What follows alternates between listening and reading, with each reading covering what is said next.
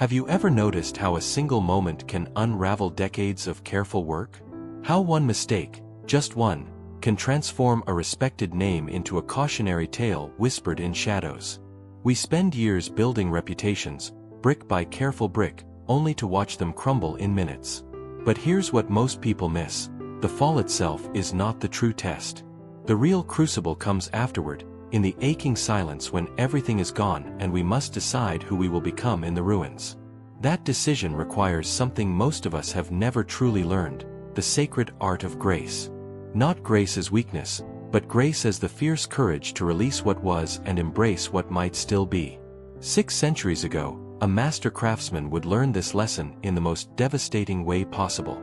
The year was 1389, and Thomas of Bruges was known throughout Flanders as the finest clockmaker in the Low Countries. For 30 years, he had built his reputation gear by gear, spring by spring, creating timepieces for cathedrals, noble houses, and guild halls across the region. His workshop on the Spiegelray Canal employed 6 apprentices who studied his techniques with reverence. Merchants traveled from distant cities just to commission his work. His name was spoken with a kind of respect reserved for true masters, men whose craft transcended mere trade and approached art. Then came the commission that would break him. The Bishop of Tournai ordered an astronomical clock for the cathedral, a masterwork that would display not only hours and minutes but the movements of celestial bodies themselves, a mechanical cosmos of unprecedented complexity. Thomas accepted with pride bordering on hubris, pouring 3 years of labor and his entire fortune into exotic materials and intricate mechanisms, convinced this clock would crown his legacy and secure his place in history. On the day of installation, before assembled nobility, clergy, and rival craftsmen, Thomas unveiled his creation. The crowd gasped as the mechanism began its choreographed dance, planets turning, bells chiming, figures moving in perfect synchronization. Then, after 20 minutes of flawless operation, a catastrophic failure rippled through the gears.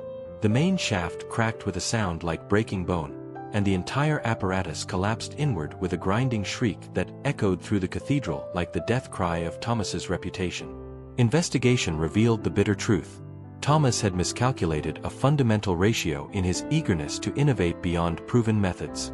The error was entirely his own. The bishop demanded full repayment, an impossible sum that consumed everything Thomas owned. His workshop was seized. His tools were sold to competitors.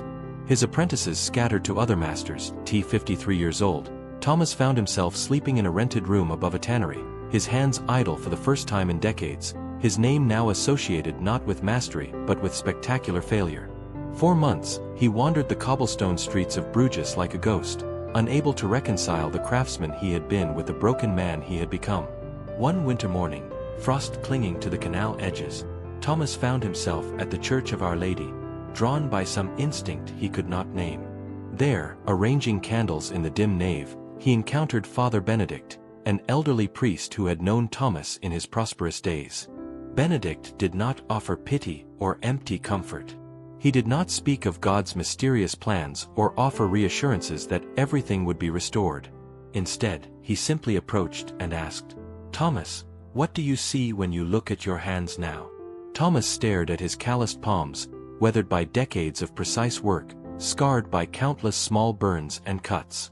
"I see failure," he whispered, his voice hollow. "I see hands that built something false. Hands that betrayed everything I believed about myself." Benedict shook his head gently, taking Thomas's hands in his own aged grip. "I see hands that still know their craft. The knowledge in those hands has not vanished, Thomas. The skill has not disappeared. Only your attachment to who you thought you were has been broken. That breaking, painful as it is grace offering you a question. Will you begin again, not to reclaim what was lost, but to discover what might be built with humility instead of pride?" Those words planted a seed in soil Thomas had thought was barren. He realized with sudden clarity that he had been waiting for some external restoration, some reversal of fortune that would return him to his former glory and vindicate his name. But grace was not about restoration, it was about transformation of mindset, a fundamental shift in how he carried his story forward. Thomas began again, not as a master, but as a simple repairman of household clocks. He accepted the smallest commissions, fixing merchants' timepieces, adjusting mechanisms in modest homes, with the same meticulous care he had once reserved for cathedrals. He taught young craftsmen freely, sharing both his considerable knowledge and his cautionary tale without shame. He worked without the crushing burden of legacy, finding unexpected peace in modest, honest labor performed for its own sake rather than for reputation. Years passed quietly.